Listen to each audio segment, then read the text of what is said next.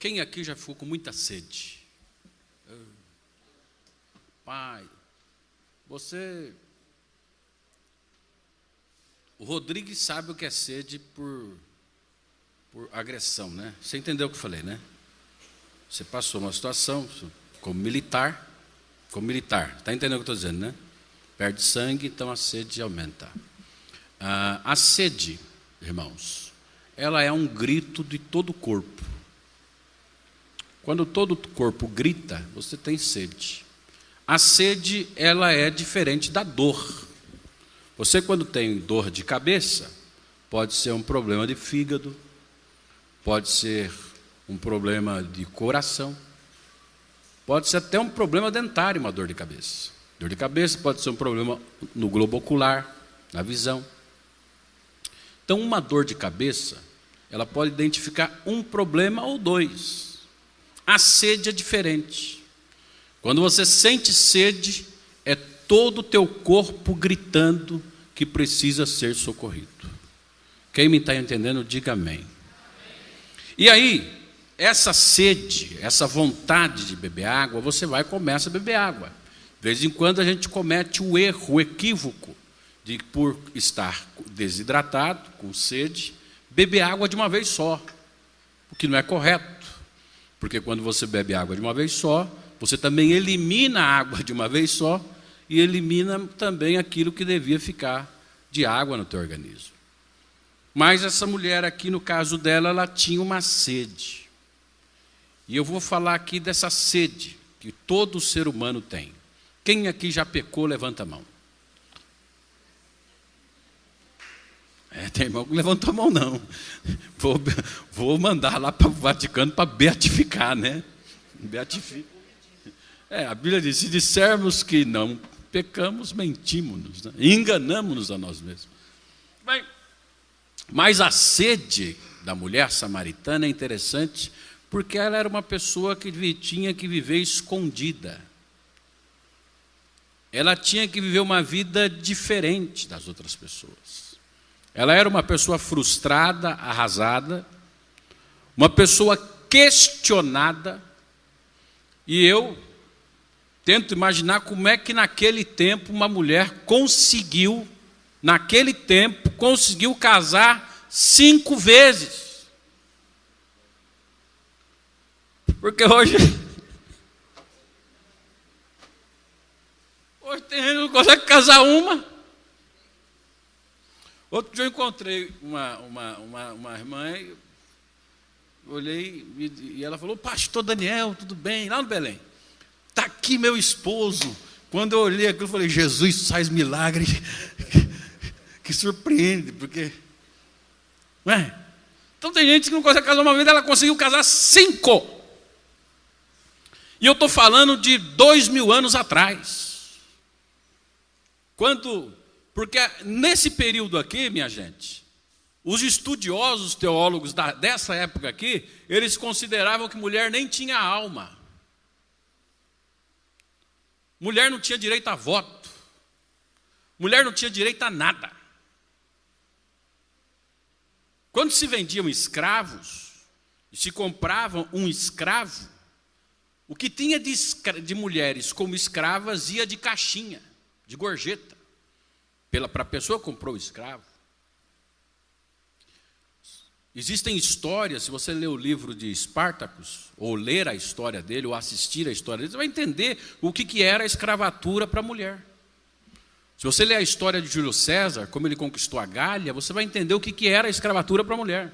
Agora, eu estou falando de uma época anterior a isso, aonde uma mulher está com sede.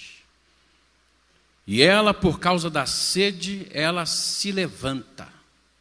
Ela toma uma atitude, o corpo todo está gritando, ela toma uma atitude e fala, não, eu vou buscar água para mim beber água. E eu não vou ficar com sede, eu vou tomar um copo de água. Ela pega um rolo de corda de mais ou menos 50 metros, levando em consideração cada metro de corda deve pesar em média 100 gramas. Ela pega um rolo de corda de mais ou menos 50 metros, coloca sobre os ombros, porque ela fala, o poço é fundo e tu não tens como tirar. Então, se o poço era fundo e ele não tinha como tirar, ela levou os recursos para ela tirar. Ela leva um jarro de barro, que pesa em média 5 quilos. E ela se levanta na cidade, vai atravessando a cidade. E conforme ela vai passando na cidade, talvez ela até passasse em frente à casa dos ex-maridos. Então ela passa na frente de uma casa e fala, puxa vida, casei com o camarada daqui. Uma semana depois ele foi lá e me devolveu para o meu pai.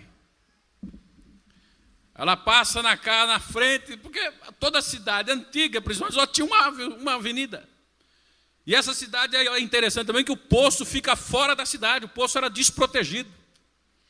A maior necessidade da cidade era água. E a coisa que eles menos protegiam era aquilo que eles mais precisavam. Quem está entendendo o que eu estou dizendo? Sede, necessidade e falta de proteção daquilo que mais precisa. Ela atravessa a cidade e vai lembrando, casei também com fulano e tal, não deu certo. Casei com aquele ali, e agora estou casada e continuo com sede. E ela vai buscar água e encontra um homem sentado à beira do poço, e quando ela tira o primeiro jarro d'água, ela descobre que aquele homem também tinha sede. E aquele homem, porque também tinha sede, ele diz, dá-me de beber. E eu quero te dizer aqui essa noite, que há alguém aqui com muita sede de saciar a sua sede essa noite.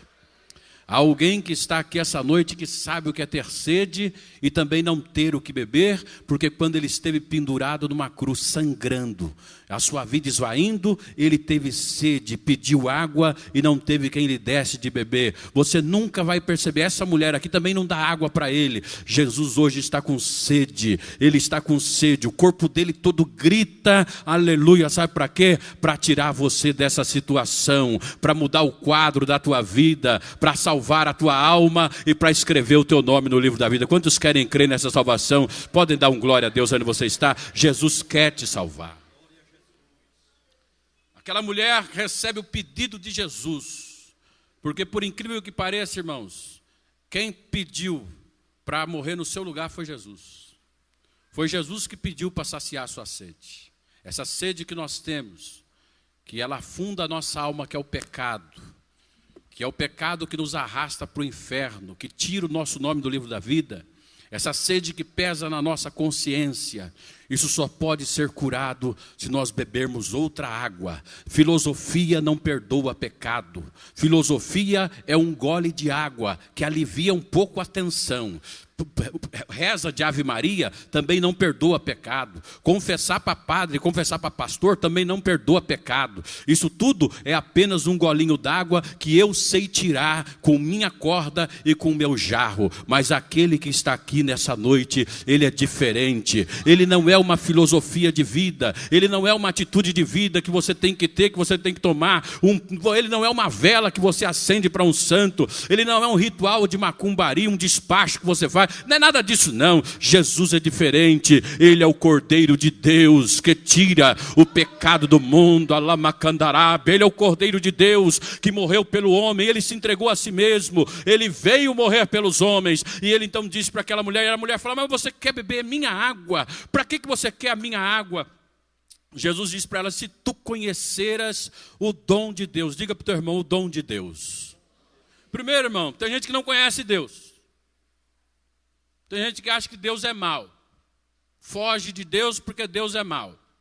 Então, eu vou contar uma história aqui que eu já contei. Vou inventar outra, vai, vou inventar, eu consigo inventar. Esse menino aqui, quebra o copo. Quem aqui já quebrou copo? Quando criança. Eu sou de uma época que não podia quebrar copo. Quem lembra dessa época? Criança quebrar xícara dentro de casa com visita.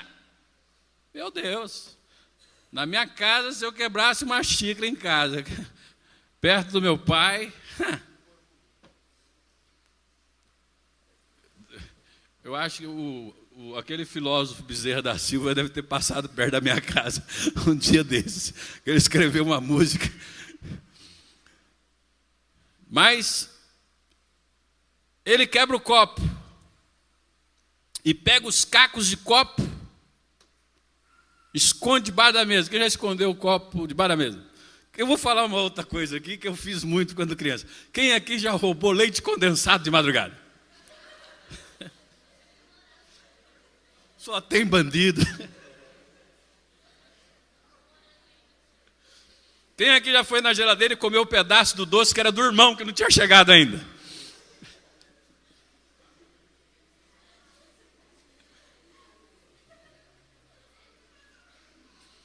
Quem aqui já fez algo dentro de casa que depois eu vou falar assim, meu pai e minha mãe vai chegar e eu vou ter que enfrentar essas consequências aqui? Assim também é com Deus. Quantas vezes nós chegamos e pensamos, puxa, eu fiz isso de errado e vou ter que enfrentar as consequências aqui porque Deus está olhando para mim. E essa sede, aí esse Deus que você pensa que ele só tem um chicote para te bater, ele chega em você e ele, antes de você abrir a boca, fala, me dá um copo d'água para mim beber. É isso que Jesus quer que você entenda. Deus não é mau, Deus não é cruel. Ele quer que você entenda, aleluia, que Ele veio saciar a sua sede. Ele morreu, Jesus morreu pelos seus pecados. Ele não é cruel, Ele não quer você morrendo, se destruindo, triste, não. Meu irmão, essa noite abaixa a cabeça aí e conta para Jesus os seus pecados. Fale para Ele das suas fraquezas. Há poder no sangue de Jesus para te perdoar aqui essa noite, para limpar os seus vestidos. A Bíblia diz, filhinhos, não pequeis, mas se pecarmos, nós temos um advogado diante do Pai. E se confessarmos a Ele os nossos pecados, Ele é fiel e justo para nos perdoar os pecados e nos purificar de toda injustiça. Aleluia. É isso que Jesus quis ensinar para a samaritana. Me dá um gole de água para beber. Ela fala, como você pode pedir água para mim? Eu também estou com sede, eu sou uma mulher samaritana, você é um judeu, eles não se comunicavam. Jesus disse, tu conheceras então o dom de Deus. Primeiro, conheça Deus. Diga para o teu irmão, Deus Ele é bom, Deus Ele é bom, Deus Ele é benigno. Se tu conheceras o dom de Deus, e sabe qual é o dom de Deus? O dom de Deus é esse, Deus amou o mundo de tal maneira que deu o seu Filho unigênito para que todo aquele que nele crê não pereça, mas tenha a vida eterna.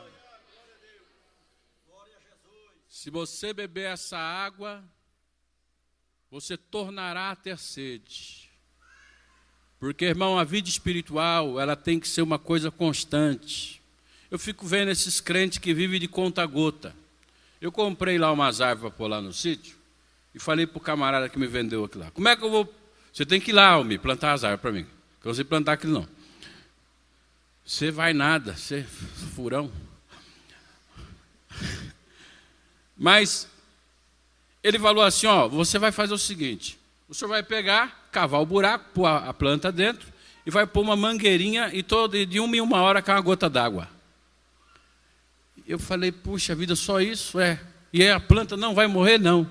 E tem crente, irmão, que ele vive de vida espiritual de conta-gota. Vida espiritual de conta-gota. Ele só de vez em quando vai no culto. Só de vez em quando está perto de Deus. Só de vez em quando vai no ensaio. Só de vez em quando... Irmão, já percebeu esses jovens que só participam quando é congresso? Adolescentes que só participam quando é congresso? Irmãs do círculo de oração, que nunca vem orar, mas só participa quando é congresso? Gente, obreiro que nunca faz nada, mas na época de consagração ele participa de tudo. Chegou a época de consagração, ele vira um trator, ele carrega concreto, ele vira uma bitoneira. Só naquela época, porque a gente que vive vida espiritual de conta-gota. E não é isso que Jesus deu para mim e deu para você. Jesus disse o seguinte, quem beber dessa água tornará a ter sede, mas aquele que beber da água que eu lhe der, nunca mais terá sede, porque a água que eu lhe der fará nele uma fonte que jorra para a vida eterna. Levante sua mão um instantinho aí, crente. Você é uma fonte, você é uma fonte. Dá para dar um glória a Jesus por isso? Você é uma fonte. E a fonte, ela tem água continuadamente. A fonte nunca pode parar de falar de Jesus. Você quer ver o maior fracasso da vida espiritual de um cristão? É ele parar de falar de Jesus. Porque o maior sucesso comprovado pela Bíblia da vida de um cristão é que quando ele encontra com Jesus, ele fala de Jesus. Quando ele tem um testemunho, um encontro, uma realidade com Jesus, ele não para de falar de Jesus. Aquela mulher, quando bebeu a água que Jesus deu, saiu para contar para a família dela? Não. Saiu para falar para os ex-maridos dela? Também não. A Bíblia diz que a mulher falou para a cidade inteira. Ela reuniu a cidade toda e falaram: o que é? O poço está lá fora, mas hoje a fonte está aqui dentro, porque Deus mandou uma fonte aqui dentro. Dá para dar um glória a Jesus? Segura a mão no alto. Lá naquela escola você está lá porque Deus colocou uma fonte lá dentro. Aquela empresa onde você está lá porque Deus colocou uma fonte lá dentro. A rua que você está morando lá porque Deus colocou uma fonte lá. Crente que tem Jesus, ele é uma fonte aonde ele está. Tem um glória a Deus por isso aí, querido? Agora tem muita fonte que está entupida, né, irmão? Tem fonte que, infelizmente, eu já contei essa história aqui, vou contar de novo. Quem conhece o pastor Valdir Bíssego? Pastor Valdir Bíssego. O pastor Valdir Bíssego, ele era um pastor diferente. Ele tinha uma capacidade de viajar com você 600 quilômetros e não falar uma palavra. Eu viajei com ele muitas vezes. Uma vez nós fomos de São Paulo à cidade de Dracena, 600 quilômetros. Ele não falou uma palavra na ida e nem na volta. Para não dizer que ele não falou, ele parou o carro no posto e falou: compra para mim um pudim. Mais nada. Mais nada. Mas quando o Valdir ia pregar, eu nunca vi na minha vida um pastor repetir mais sermão do que o pastor Valdir Bíssego. No Belém, tinha uma mensagem que só na sede do Belém pregou umas 50 vezes. E o pastor Zé dizia: lá vem ele com essa de novo. Só que ele pregava e dava certo. E eu peguei e comecei a observar a vida do Valdir. Um dia nós fomos à cidade de Piedade. Cidade de Piedade, você pega Raposo Tavares e você vai pela... Esqueci o nome, é um nome japonês. Você entra naquela via, é uma via tortuosa, não tem acostamento, é muito curtinha, não tem acostamento, e ela fica fazendo assim o tempo todo. E tem uma bica, e para muita gente para tomar água. É o único lugar que tem um acostamentozinho, que dá para encostar o carro e você parar para tomar água. Paramos lá, tinha uma fila de gente para beber água, e não caía água. Ficava caindo um pouquinho, e o pessoal com a mão estendendo, tentando segurar a água. O pastor Valdir ficou olhando para aquilo, foi olhando, falou: menino, tirou a gravata, tirou o paletó, me segue. Falei: tá bom. Segui ele, fui subindo pela encosta. E ele, quando chegamos lá em cima, da onde saía a água, estava cheio de sujeira e a água estava desviando para vários lugares. Então a água, ao invés de descer pelo canal que havia sido criado na rocha, ela entrava dentro da floresta e caía para o outro lado e se perdia. Ninguém bebia água. O que aconteceu? Ele pegou, tirou todos os gravetos dali, limpou o lugar, a água voltou a cair, tirou toda a sujeira do caminho. Chegamos lá, todo mundo já tinha bebido água, tinha ido embora. Ele foi até o carro dele, pegou a garrafa de água que ele tinha vazia, encheu de água, bebemos água e fomos embora. O que acontece muitas vezes, irmão, é que tem gente que ele é uma fonte, mas ele deixa a sujeira do diabo, a tristeza do inferno, encher de graveto a fonte que ele acaba não transmitindo nada. Tem gente que, eu vou falar aqui de comércio, tem gente que trabalha em padaria, se você encostar na padaria do camarada para tomar um café, só vai ouvir fuxico.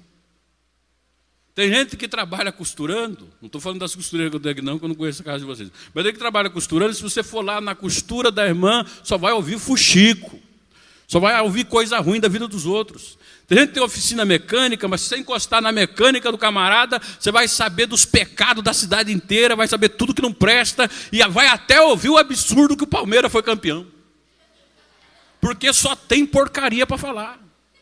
Não tem coisa boa, está entupido, a fonte existe. Jesus instalou ali uma fonte, Jesus colocou ali coisa boa, mas veio o inimigo também de noite e colocou a sujeira. Mas hoje tem um Deus aqui que falou que não te deu uma fonte qualquer, Ele te deu uma fonte que salta. Diga comigo, fonte que salta.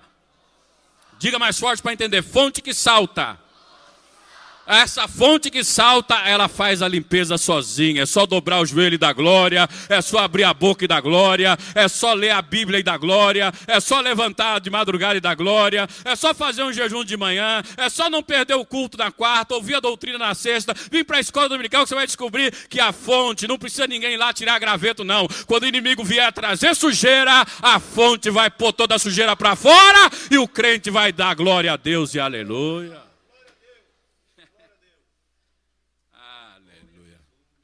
É tão bom você conhecer gente que tem uma boa palavra de Deus no momento difícil da tua vida. É muito bom. Você sabe, olha, eu vou hoje visitar irmão fulano de tal, e quando você volta sorrindo, você volta alegre. Mas é ruim, você vai visitar uma pessoa e a pessoa só transmite amargura. Irmão, olhe bem, eu tive uma irmã que morreu num leito. Minha irmã morreu num leito, gemendo. E ela, quando estava só em carne e osso, nós compramos um colchão de água, colocamos um colchão de água, e ela praticamente moribunda. Os irmãos da igreja, quando entraram dentro de casa para ver o estado dela, as irmãs falaram, meu Deus, que palavra que a gente vai dar para essa menina, olha a situação dela, não tem jeito para ela vai morrer. Ela perguntou para mim, Daniel, Deus vai me curar? Eu falei, não. Mas por que Deus não vai me curar? Eu falei, porque você pecou um mandamento bíblico que Deus não aceita que você peque na idade que você pecou. O que eu fiz? Honra o teu pai e honra a tua mãe. Você não honrou o teu pai nem a tua mãe, então você não vai viver. Você vai estar salva, mas a vida nesse mundo você não tem mais. Você cortou. E eu conversando com ela, entrou aquelas irmãs e as irmãs começaram a chorar. A minha irmã começou a dar risada e falou, vocês estão chorando do quê? Não, estamos chorando. Não, minha amiga, eu vou para o céu. Vocês que têm que tomar cuidado e cuidar da vida de vocês para poder ir para o céu também. E quando eu for me sepultar, não é para ficar com choradeira em volta do meu caixão, não. É para dar glória a Deus e aleluia, porque eu era uma ovelha perdida, eu não tinha esperança de ir para o céu, e agora eu vou morrer, e agora eu vou para o céu, eu tenho a salvação. Querido irmão, não transmita amargura, tristeza. Muitas vezes você passa por um momento difícil, eu sei que você quer desabafar, quer falar para alguém. Não desabafa com ninguém, não. Dobra o teu joelho, lançando sobre ele toda a vossa ansiedade. É ele que tem cuidado de vós. Tem um glória a Deus aí por isso, querida mãe? Você vai aí confiar em gente errada, irmão. Fala para o irmão do teu lado, não confia em mim, não. Porque se eu não falar sem querer, escapa. Se eu não falar sem querer, escapa. Esse é o problema. Tem gente que confia. Irmã, estou passando uma luta tão grande. O que foi? Conta para ela para você ver se sua abestada. Sem querer escapa.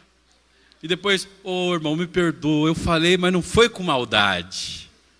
A Bíblia diz que a maldade está ligada ao coração do bebê recém-nascido. Imagina na pessoa adulta. A Bíblia diz que a criança, quando nasce, já nasce com a maldade impregnada no coração. Imagina na pessoa adulta, querido irmão. Meu irmão, aleluia, cuida da tua fonte, faz a tua fonte saltar, porque quanto mais água você der, mais, glória a Jesus, mais gente feliz você vai fazer também. Então não adianta contar problema teu para os outros. Esse negócio de internet é interessante. Outro dia eu recebi um e-mail de um missionário. O missionário mandou para mim, pastor Zé Amaro, para vários pastores. Ele mandou um e-mail. Eu não sei se você se lembra, Zica, aquele missionário que foi lá em Interlagos, o Wagner. Eu não era para falar o nome, mas eu já falei. Que está em Argentina. Walter. Confirmei ainda o nome do infeliz. Está vendo como sem querer escapa? Sem querer a gente conta. Bem, esse irmão mandou um e-mail para mim falando, pastor, o telhado da igreja caiu, morreu 10. O vendaval levou minha casa embora, o carro fundiu o motor, minha mulher caiu, quebrou a bacia, meu filho quebrou o braço. Eu estou precisando de socorro. Eu peguei e escrevi assim, vai para a sessão do descarrego. Porque não é possível, rapaz. Tanta coisa ruim acontecendo com uma pessoa só. E ele mentia, aquilo não era verdade. Ele transmitia aquilo tentando tirar a oferta das igrejas.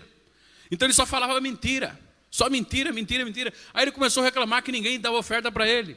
Um dia ele chegou no Belém, o pastor Zé Roberto falou: some daqui que eu não aguento mais ver você. Ele entrou na sala onde eu estava ali com o pastor Zamaro e falou: irmãos, qual é o segredo para mim poder mudar? Eu falei: faz que nem o pastor Satírio faz. O que o pastor Satírio faz? Ele vem no Brasil e fala que Jesus na Colômbia está salvando. Ele começou só ele e os 2 filhos dele. Agora na sede dele tem 60 mil membros. Ele tem, aleluia, ele espalhou a Assembleia de Deus para todo o país da Colômbia. O presidente congrega com ele, o vice-presidente congrega com ele, os juízes congregam com ele, os deputados congregam com ele, os deputados federais congregam com ele. Para de falar coisa ruim, vamos falar coisa boa. Aleluia, fala coisa boa, irmão. A nossa fonte tem boa água.